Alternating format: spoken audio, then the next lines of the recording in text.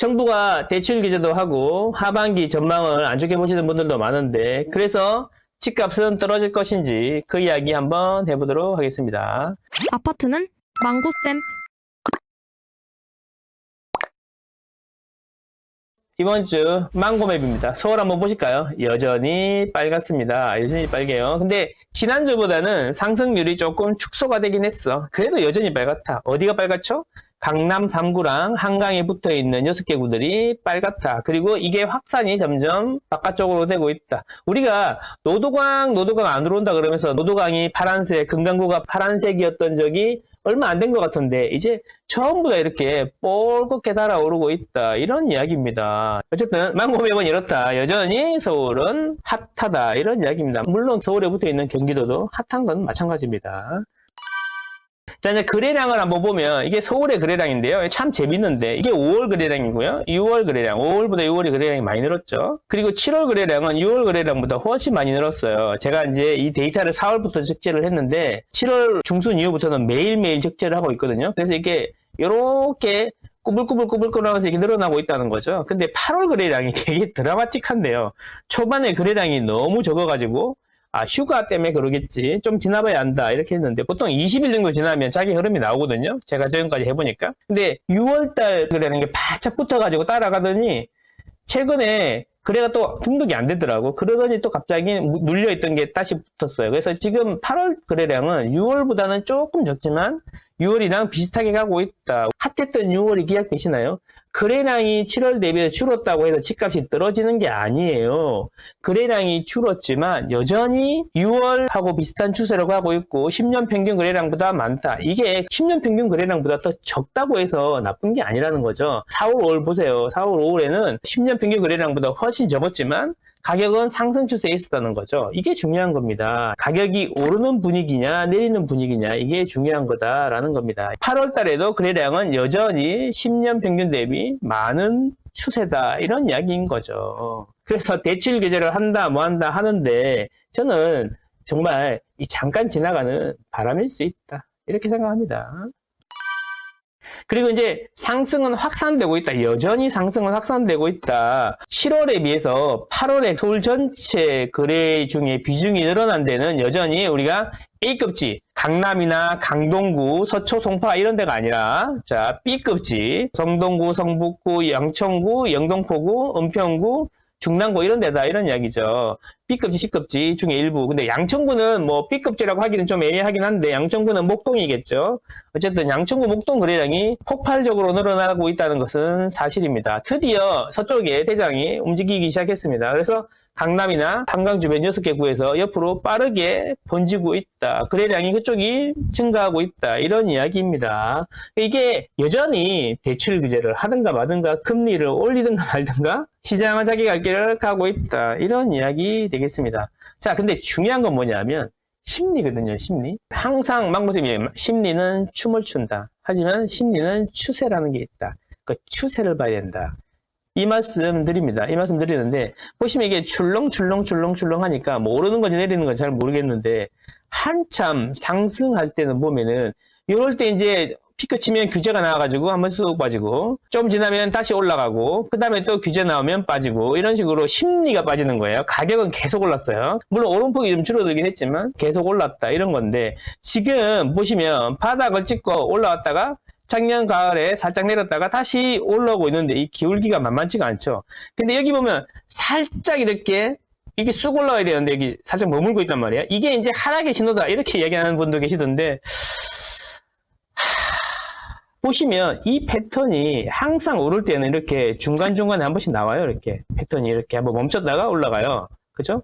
이렇게 여기도 멈췄다가 올라가고 여기도 멈췄다가 올라가고 그러는데 저는 이게 2019년에서 20년으로 넘어갈 때 그때랑 패턴이 매우 비슷하다고 보고 있거든요. 그래서 좀 더 상승세가 올라갈 수 있는데 물론 2020년이나 2021년보다는 상승세가 좀 약할 겁니다. 실제로도 그럴 거고요. 그래서 그 시세는 조금 늦게 반영될 수 있지만 심리는 KB부동산 제2 중개소에서 실시간으로 입력하는 거거든요. 매수 전화가 많아요. 매도 전화가 많아요. 이렇게 실시간으로 집계하는 거기 때문에 시장을 제일 잘 반영하는 건데 대출 규제가 나와도 심리는 주춤하지만 여전히 상승 추세에 있다. 이런 겁니다. 그리고 이런 패턴을 따라갈 거다. 그리고 이게 길어봐야, 살짝 내려와봐야 1, 2개월일 거다. 저는 이렇게 예상합니다. 자, 이 이야기는 뭐냐. 사람들은 여전히 매수하고 싶은 마음이 올라오고 있는 추세다. 집도 안 살 거면서 자꾸 내린다고 하는 사람들 말고 실제로 자기가 매수하고 싶어서 문의해보는 사람들 있잖아요. 매도해보고 싶어서 문의하고 있는 사람들이 있고, 그러면 이게 매도하고 싶어서 문의하는 사람들이 숫자는 저는 줄고 매수하려고 싶어서 전화하는 사람들 숫자는 계속 늘어나고 있다는 거죠. 그렇다면 이 내칠 기제로 인해서 사람들이 한도가 1억 안 나오면 아유 그냥 전세 살라는 이야기인가 보다. 그리고 전세를 살까요? 아니면 성동구가 안 되면 동대문구라도 가야 되는 거 아니야? 그러면 성동구의 B급지로 사는 것보다 동대문구의 A급지로 가야 되는 거 아니야? 이런 식으로 된다는 겁니다. 그래서 이게 상승이 확산될 거다 이런 이야기 하는 거잖아요. 아까 그래서 앞에서 이것도 보여드렸지 않습니까? 그래서 이렇게 확산되고 있다.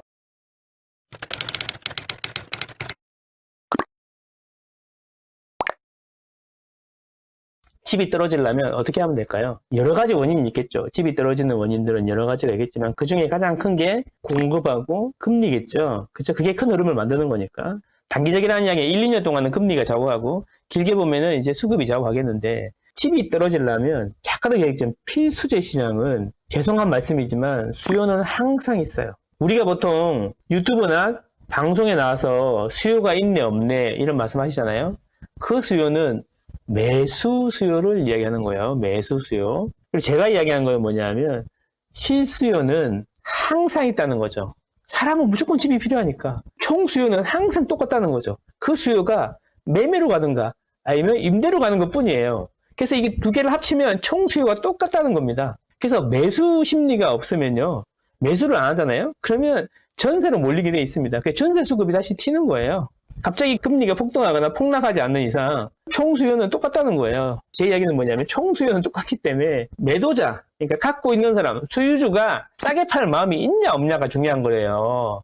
역전세 때문에 급락했을 때는 금리가 떨어지면서 대출 금리가 급등하고 대출 이자가 늘어나면서 전세가 똑같은 5억인데 100만 원 내는 게 갑자기 200만 원이 돼갖고 200만 원 못 내니까 100만 원짜리로 옮겨가야 되니까 5억짜리 살던 사람이 2억 5천짜리 3억짜리로 가는 거였잖아. 그래서 전세가 빠진 거잖아. 근데 그 돈을 내주려고 전세를 놔가지고 주기가 그렇고 현금이 없으니까 어떻게 했어요? 주인들이 집을 팔아서라도 갚아주려고 아파트는 그게 됐잖아. 전세가율이 50% 정도 선이었으니까 50% 이상 안 빠지면 전세금을 내줄 수가 있잖아요. 그래서 집을 매도를 해가지고 전세금을 내줬던 거죠. 그렇게 되면서 매매 가격이 떨어진 거죠. 여기서 메커니즘을 잘 생각해 봐야 돼요. 매도자가 호가를 낮추면 그리고 그 낮춘 가격에 거래가 되면 그게 집값이 떨어지는 겁니다. 대출 규제로 하반기 수요가 소진돼 가지고 집값이 떨어진다 하시던데 제가 매주 모니터링 하고 있거든요.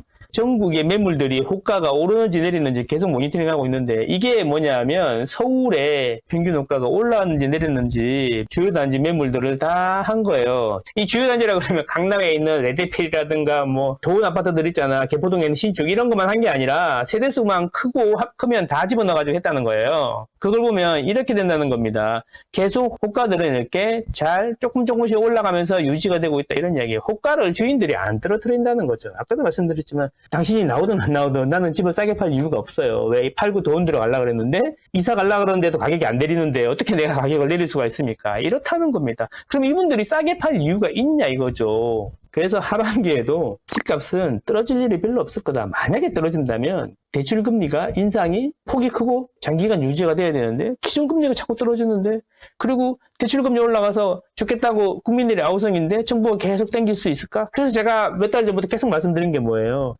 정부가 인위적으로 가상금리를 올리는 거는 영구적, 항구적이지 않기 때문에 오래 지속될 수가 없다. 이런 말씀드린 거잖아요. 자, 그래서 현재 기준으로도 봐도 대출 규제를 한다느니 수요가 소진된다느니 심리가 죽었다느니 이런 이야기를 하지만 여전히 주인들은 싸게 팔 마음이 없고 오히려 호가를 올리고 있다.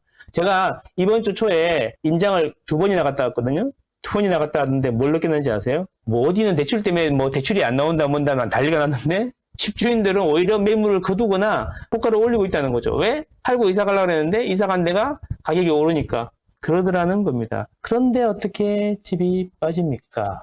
자, 그래서 하반기 저는 이렇게 생각합니다. 대출 규제가 있건 없건 간에 하반기에는 여전히 상승 추세가 서울은 유지가 될 거다. 수도권도 유지가 될 거다. 이런 말씀이고, 만약에 떨어진다면 금리의 일시적인 발작으로 인해서 한두 달, 길게는 한 세네 달 정도 유지되다가 다시 갈 거다. 그런 생각입니다. 왜? 더 이상 오래 유지될 수가 없어요.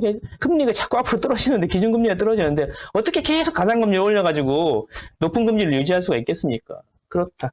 그러니까 장기적으로 보고 집을 사시는 게 맞다라는 겁니다. 여러분들은 현명하시니까 좋은 결정하시리라 생각합니다. 감사합니다.